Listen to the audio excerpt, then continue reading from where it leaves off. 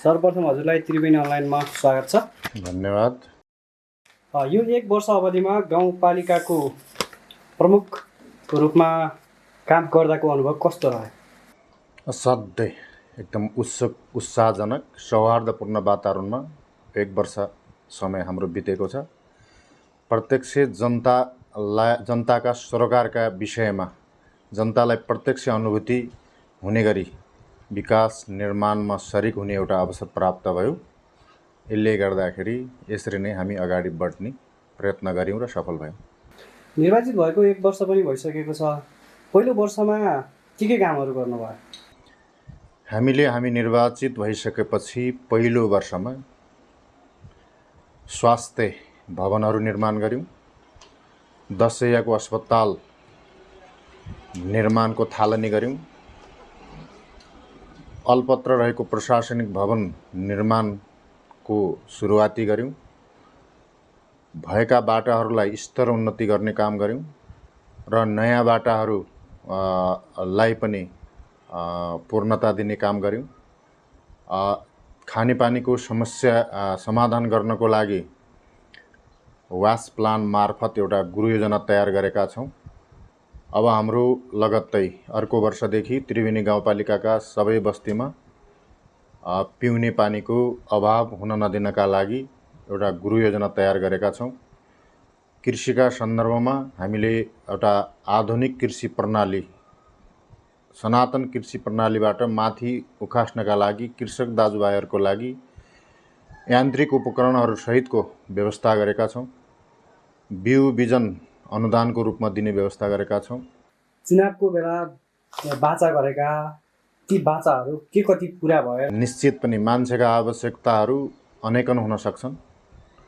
सीमित स्रोत र साधनका बावजुद पनि हामीले आफ्नो घोषणापत्रमा कबुल गरे बमोजिम धेरै कुराहरू पुरा गर्दै गएका छौँ। यो 1 वर्षको पिरियडमा हामीले आफ्नो घोषणापत्रमा त्रिवेणी गाउँपालिकामा MBBS सहितको डाक्टर राख्छौँ भनेका थियौँ, त्यो राख्ने काम पुरा गरेका छौँ।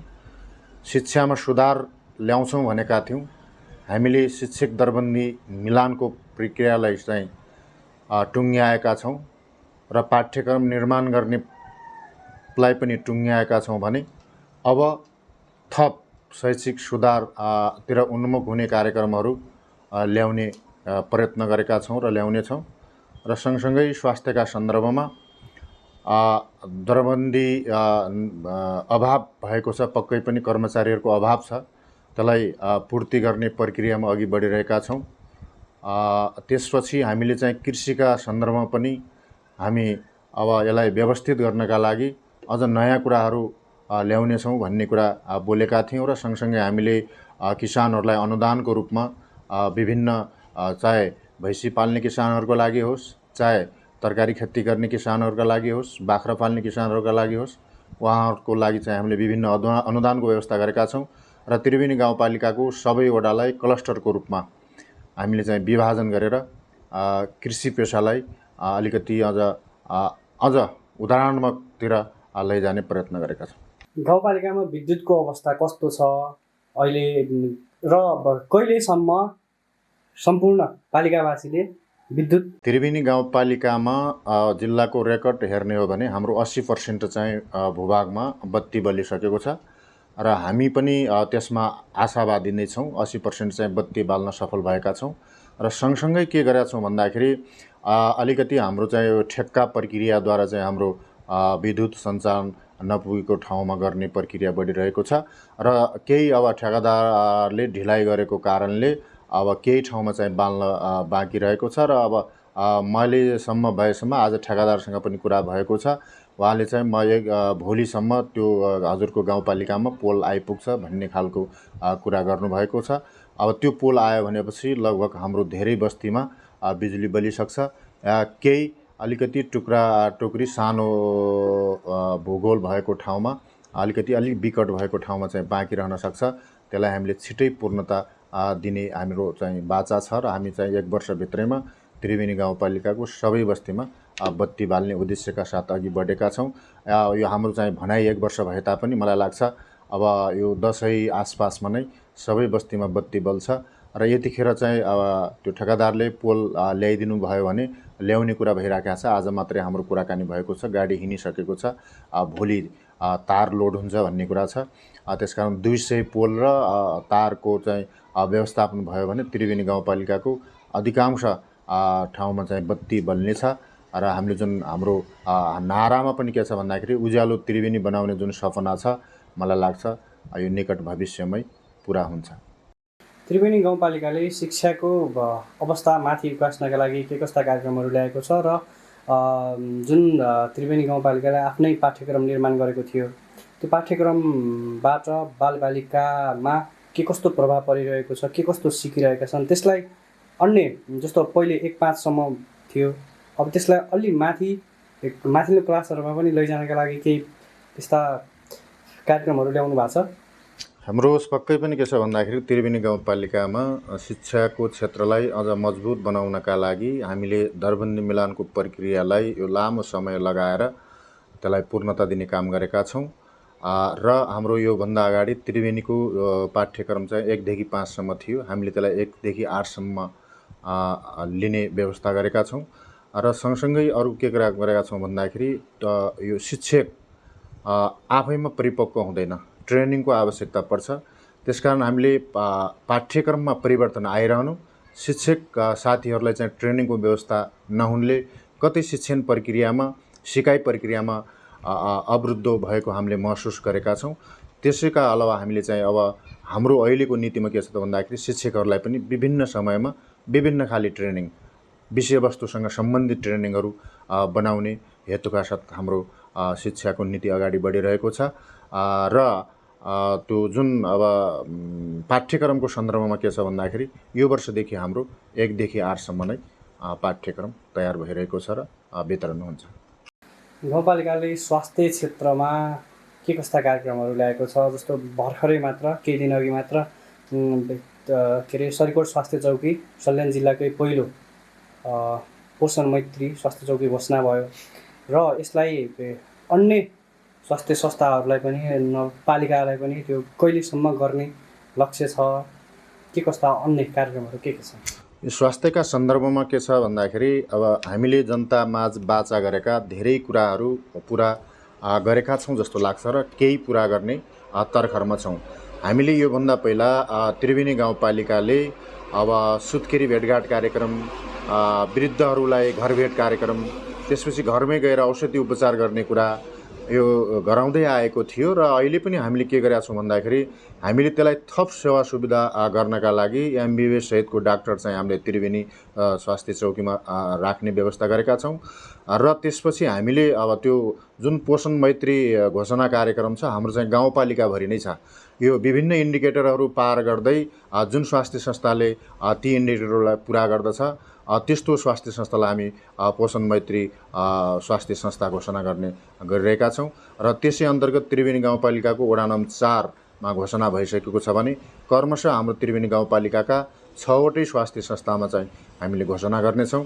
र त्यसपछि हामीले गाउँपालिका नै पोषण मैत्री घोषणा गर्ने तर्खरमा अघि बढिरहेको छौँ। गाउँपालिकाले कृषि तथा पशु विकासका लागि के कस्ता कार्यक्रमहरू ल्याएको छ? अब कृषि तथा पशु विकासका लागि मैले अघि पनि भनेको छु, हामीले क्लस्टर रूपमा चाहिँ वडालाई विभाजन गरेका छौँ। 1, 3 र 6 हाम्रो भैँसी पकेट क्षेत्रको रूपमा रहेको छ। 2, 4 र 5 चाहिँ बाख्रा पकेट क्षेत्रको रूपमा रहेको छ। हामीले त्रिवेणी गाउँपालिकाका केही बस्तीहरूलाई सुन्तला पकेट क्षेत्रको रूपमा पनि लिएका छौँ, केहीलाई तरकारी पकेट क्षेत्रको रूपमा पनि लिएका छौँ। तिनीहरूको लागि चाहिँ हामीले एउटा नीति निर्माण गरेका छौँ र त्यो नीति अनुसार उहाँहरूले चाहिँ पाउनुपर्ने अनुदान, त्यसपछि अब गोठ सुधारका कार्यक्रम, भकारो सुधारका कार्यक्रम लगायत उहाँहरूले जुन आफूले जुन पेसा गर्दै आउनुभएको छ उहाँको आफ्नो एकल पुँजीले सम्भावना देखिएन भने त्रिवेणी गाउँपालिकाले अनुदानको व्यवस्था गरेको छ। त्यसपछि बाख्रा भैँसी पाल्ने किसानहरूका लागि हामीले घाँसको बिउहरू पनि दिने गरेका छौँ। त्यसपछि भिटामिन पनि दिने गरेका छौँ। अब सँगसँगै उहाँहरूको यदि कसैलाई चाहिँ आर्थिक अभाव भयो, उहाँहरूले चाहिँ भैँसी किन्न सक्नु भएन, बाख्रा किन्न सक्नु भएन भने त्रिवेणी गाउँपालिकाले अनुदानको रूपमा व्यवस्था गरेको छ। र त्रिवेणी गाउँपालिका एक्लै त्यो कुरामा चाहिँ सम्भव देखिएन भने हामीले विभिन्न जस्तो पशु कार्यालय, पशु विकास कार्यालय सल्यान, त्यसपछि प्रदेश कार्यालयमा हामीले समन्वय गरेर सहकार्य गरेर चाहिँ हामीले पशुपालन व्यवसायको लागि अनुदानको व्यवस्था गर्ने गरेका छौँ। र सँगसँगै हामीले के गरेका छौँ त भन्दाखेरि ती भैँसी पालनहरू गरिसकेका किसानहरूले दुध बिक्री वितरण गर्नको लागि उहाँलाई चाहिँ बजारको अभाव पनि हुन दिएका छैनौँ। त हामीले चाहिँ गत वर्ष एउटा डेरी सञ्चालन गरेका छौँ। सँगसँगै अर्को एउटा प्राइभेट डेरी पनि छ र त्यसलाई पनि तीले पनि आपूर्ति गर्दाखेरि अलि के अरे असम्भव हुन्छ कि भनेर हामीले चाहिँ यो वर्ष मात्रै रिखे बजारमा हामीले अर्को डेरी सञ्चालन गर्न गइरहेका छौँ।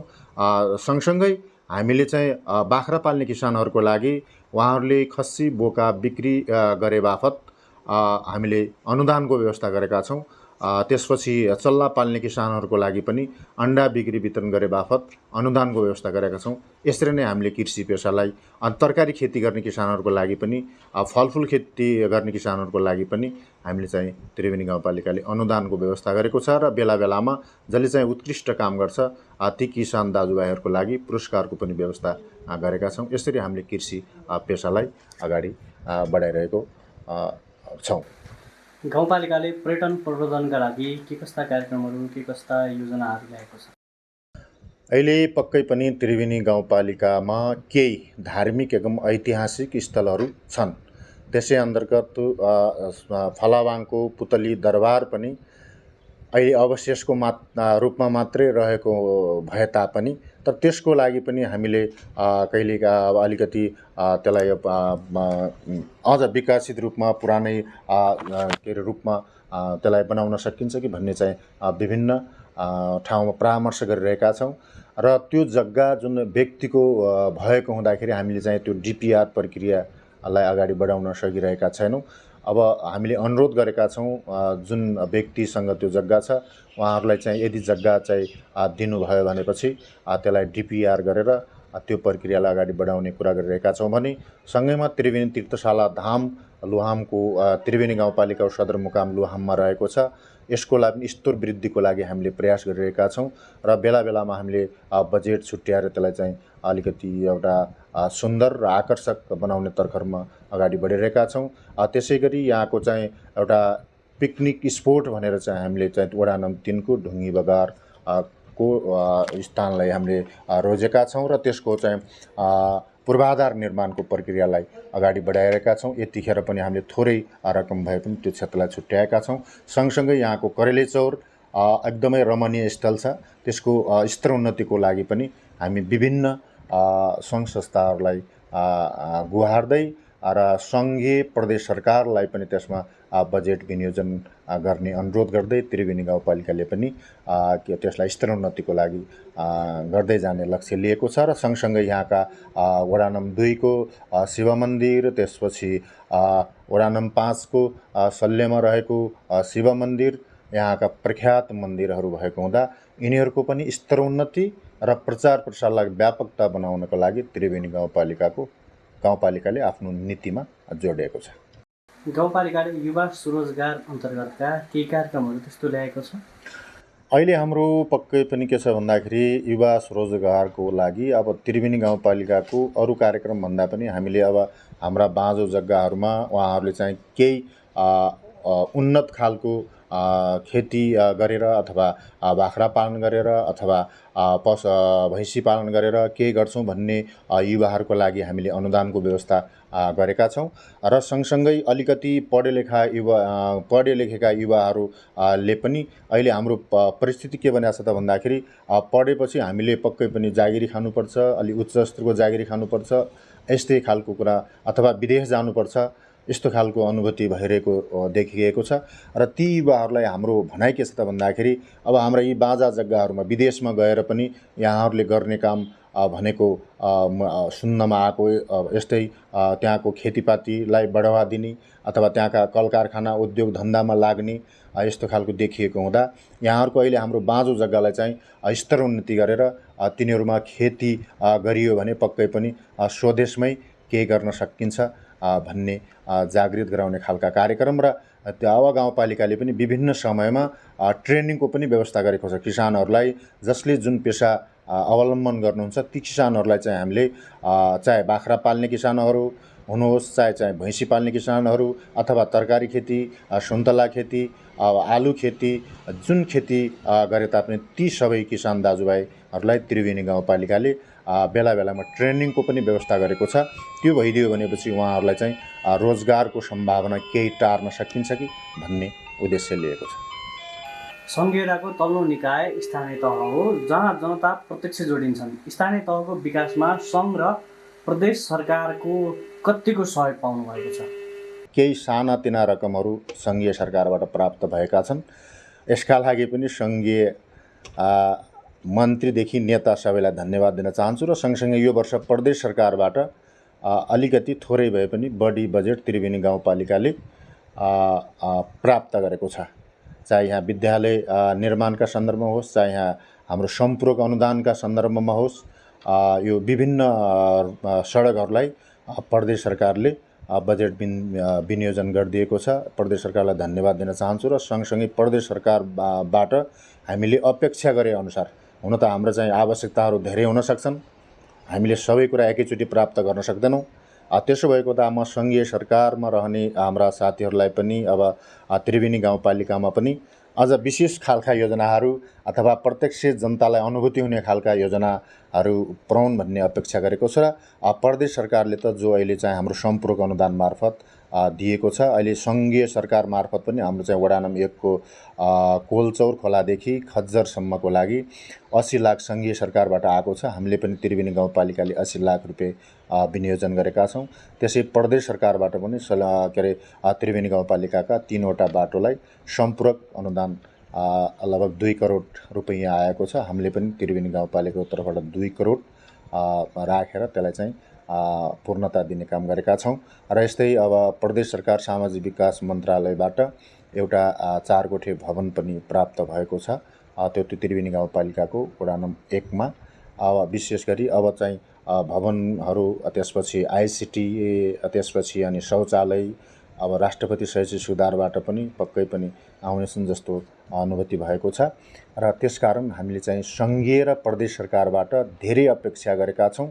अपेक्षा अनुसार प्राप्त हुन नसक्नु स्वाभाविक कुरा हो, तर पनि सङ्घ र प्रदेशबाट हामीलाई जे होस् त्रिवेणी गाउँपालिकामा प्राप्त भएकै छ र अझै पनि निरन्तर रहनेछ भन्ने अपेक्षा गरेका छौँ। तपाईँको यो 1 वर्षको कार्यकालमा स्थानीयको जनअपेक्षा, सहभागिता र सहयोग कस्तो रह्यो? अब मलाई भन्नुपर्दा त्रिवेणी गाउँपालिकामा हाम्रा आम दाजुभाइ दिदीबहिनीहरू, मलाई लाग्छ हुन त अन्य स्थानीय सरकारलाई पनि सहयोग गर्नुभएकै होला, तर पनि म चाहिँ त्रिवेणी गाउँपालिकाको सरकार प्रमुखको हैसियतले के भन्न चाहन्छु भन्दाखेरि त्रिवेणी गाउँपालिकाका दाजुभाइ दिदीबहिनीहरूले जुन सहयोग गर्नुभएको छ असाध्य अपरिहार्य छ र यो सहयोग निरन्तर हुनेछ भन्ने कुरा मैले अपेक्षा लिएको छु। अहिले त्रिवेणी गाउँपालिकाको हरेक तहको विकास निर्माणका सन्दर्भमा यहाँका आम दाजुभाइ दिदीबहिनीहरूले चाहे बाटोघाटो निर्माणका सन्दर्भमा होस्, चाहे शिक्षाका सन्दर्भमा होस्, चाहे स्वास्थ्यका सन्दर्भमा होस्, चाहे कृषिका सन्दर्भमा होस्, चाहे अन्य कुनै खाले सन्दर्भमा पनि त्रिवेणी गाउँपालिकाका दाजुभाइ दिदीबहिनीहरूको जुन हौसलायुक्त सरकारलाई सहयोग अथवा उहाँहरू चाहिँ उत्साहित भएर सरकारले गरेका कामहरूमा जुन हामीलाई सहयोग गरिरहनु भएको छ असाध्य सराहनीय छ। आगामी दिनमा पनि यस्तो सहयोग निरन्तर रहनेछ भन्ने कुरा अपेक्षा गरेको छु। अब तपाईँको बाँकी रहेको कार्यकालमा गाउँपालिकाभित्र के गर्ने, गाउँपालिकालाई कस्तो बनाउने, अबको 4 वर्षपछि कस्तो देख्छौँ हामीले, गाउँपालिका कस्तो के लक्ष्य राख्नु भएको छ? निश्चित पनि विगतको भन्दा अहिले परिवर्तन भएको छ। अहिलेको भन्दा 4 वर्षपछि पक्कै पनि परिवर्तन देख्नुहुनेछ। हामीले गर्नुपर्ने धेरै छ। यहाँका बाटाहरूको स्तरोन्नति, यहाँका स्वास्थ्य संस्थालाई स्तरोन्नति, अझ वैज्ञानिक किसिमको सुविधायुक्त स्वास्थ्य संस्था, यहाँको चाहिँ त्रिवेणी गाउँपालिका आफ्नै प्रशासनिक भवनमा चाहिँ त्यो बेलामा बसेको अवस्था, अनि त्यसपछि यहाँ चाहिँ 10 शैय्याको अस्पताल निर्माण भएको र जनताले चाहिँ सेवा पाइरहेको अवस्था, यहाँको किसानहरू दाजुभाइ तथा दिदीबहिनीहरूले अहिलेको भन्दा त्यो बेलामा प्रत्यक्ष रूपमा गाउँपालिकाले हाम्रो उत्पादनलाई वृद्धि गर्नका लागि यो गरे है भन्ने खालको चाहिँ अनुभूति दिलाउने खालको चाहिँ त्यो बेला रहनेछ। मलाई लाग्छ यी मेन एक जिल्लाबाट अर्को जिल्लामा जोड्ने, एक प्रदेशबाट अर्को प्रदेशमा जोड्ने बाटाहरू त्यो बेलासम्म चाहिँ पक्की भइसक्नेछन् भने वडामा पुग्ने हाम्रो जुन बाटो छ मलाई लाग्छ ती स्तरोन्नति भएर सहज रूपमा गाडी वारपार गर्ने खालका बाटाहरू हुनेछन्।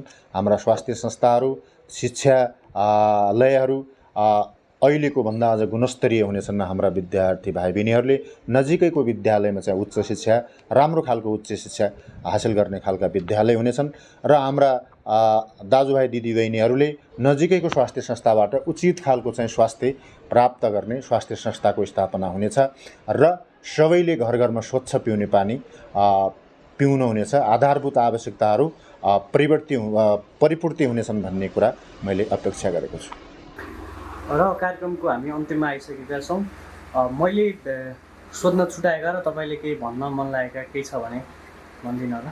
मलाई लाग्छ अहिलेसम्म हामीले जे जति प्रश्न उत्तर गऱ्यौँ समय सान्दर्भिक र त्रिवेणी गाउँपालिकाको समृद्धका लागि लाभदायक कुरा नै भएको मैले अनुभूति गरेको छु।